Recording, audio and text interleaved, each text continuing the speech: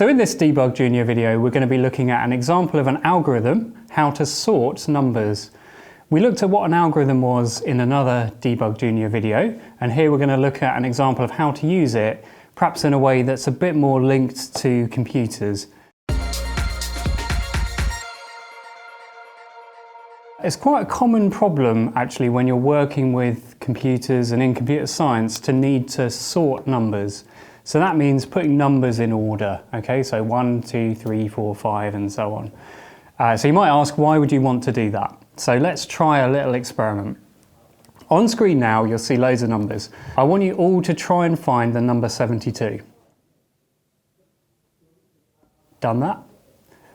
Try and think about how long it takes to do it, okay? So now I'm going to click my fingers, and on screen I'm going to show you a sorted list of numbers.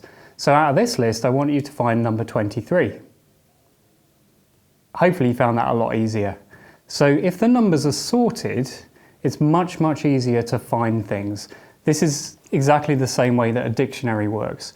If you had to look up a word in a dictionary and they weren't in any kind of sorted alphabetical order, it would take you forever, because all you'd have to do is go through every page looking for the word that you were trying to find.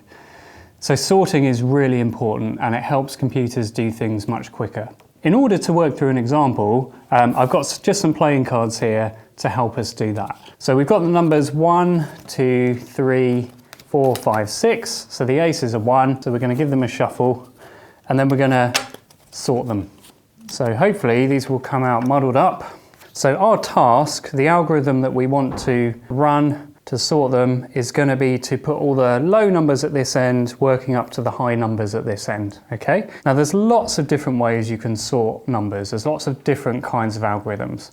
But we're going to look at a simple algorithm here called a bubble sort. The instructions are simply that we move along the list of numbers. We look at pairs of cards, so two cards next to each other, and if the numbers are the wrong way round, we swap them. So we go through all the cards doing that, and if we've swapped any cards, we do it again.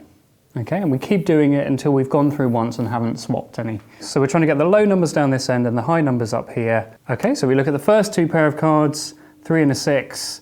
So they're in the right order. So the 6 is bigger than the 3, so we leave them. So we move on.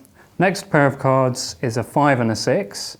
Now they need to be swapped around because 6 is bigger than a 5, so we do that. Then we move up again. So we've got a 6 and a 4, and again the 6 is the wrong way round, so we swap those. And then we look at the next two, and we've got a 1 and a 6, so again the 6 is the wrong way round. So perhaps you can see why this is called a bubble sort, because the big numbers, the 6, has bubbled its way up through the numbers, and actually we need to swap these two as well because it's bigger than a 2, so it's bubbled its way all the way along up to the highest point. So the big numbers bubble their way through the list of numbers. So we keep doing this, swapping cards if we need to. So 3 and a 5 we don't need to swap, 4 and a 5 we do swap because they're the wrong way round. 5 and a 1 we do swap because they're the wrong way round.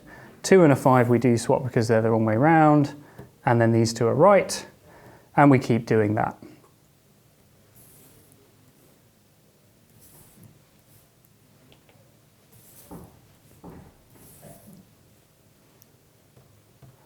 Okay, so we swapped last time, so we need to do one more thing, which is we need to go through and check there's no more swaps to do. So these are right, these are right, these are right, these are right, these are right, so we stop. So the stopping condition on our algorithm, if we've passed through and not swapped any, then we can stop. Okay, so let's check. 1, 2, 3, 4, 5, 6. So using that pretty simple rule of just swapping pairs around, we've managed to sort the numbers. So you may have noticed it might not be the fastest way of sorting numbers ever, and you can probably do it a lot quicker if you sat down at a table and just did it with your hands. And it turns out there's some much faster, what we call more efficient algorithms that can sort numbers for us. But this is a nice example just to begin with.